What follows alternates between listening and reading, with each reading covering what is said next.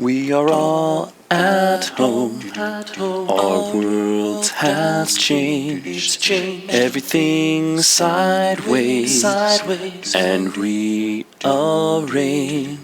In these crazy times, you can count on one thing: your friends at Bears Broadcast with social distancing. Hello, and welcome to the second distance episode of Bears Broadcast. I'd like to start out with a little tech tip. This is for any sophomores or 7th graders who have one of the Lenovo 100E Chromebooks. Those are great Chromebooks. We've had a lot of success with them. One thing about them, though, is that if you let them die, really go to 0%, sometimes it's hard to get them to wake back up and charge back up. And we've had a lot of that over the years. So my big recommendation is don't let it get that low. Always make sure you charge it overnight, and if it's getting really low, you might just throw it on the charger, make sure it doesn't get dead. It's not that we can't revive it, but it's just kind of a pain to do that. So just for your own sake, I'd recommend doing that. Second up, I got a little game for you. We're going to play Guess That Word. I have 3 clues for you. The 3 clues are white, spooky, and buster. Can you guess the one word?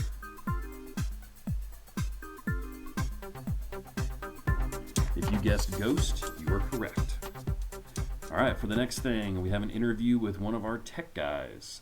So, how are things going now that everyone is doing distance education?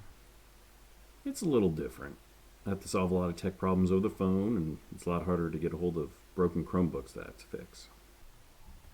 Have you been keeping busy outside of school? Oh, I've been playing some games, mostly StarCraft and Warcraft, watching some TV, and working my way through the Marvel movies. Sounds great. Well, we better let you get back to work. All right, thanks for having me. Okay, final thing for today. Big congratulations to our boys basketball team. They had probably the most difficult path to make it to a state championship this year, and they did fantastic. In the first round of Sub-State, they had to play Riley County, who was 16-3. After that, they had to play 20 wins, 1 loss Rock Creek. They beat them too, which brought them to the Sub-State championship against 21-1 Royal Valley, and they beat Royal Valley. So understanding that 2 of the teams they beat in their Sub-State would have been the 1 seeds at state had they gone on, only 1 loss for either of those teams. But the Bears made it to state and played the number 1 seed Haven, who had a record of 21-2. The Bears pulled off a fantastic victory in that first round game, and then the tournament was called off with only 4 teams remaining. And the other teams remaining had worse records than the last 3 teams the Bears had beaten.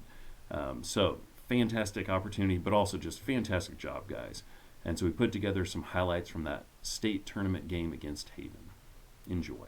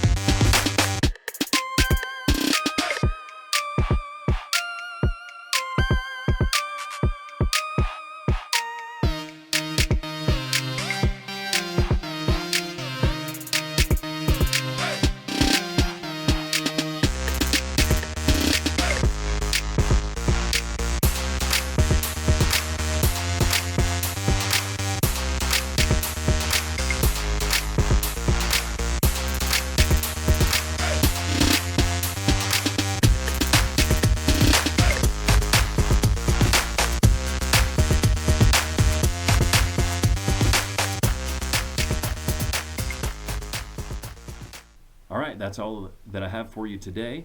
Look for another video next Friday, and this time we should have some people besides me for you to look at in that video. Thanks, and bye.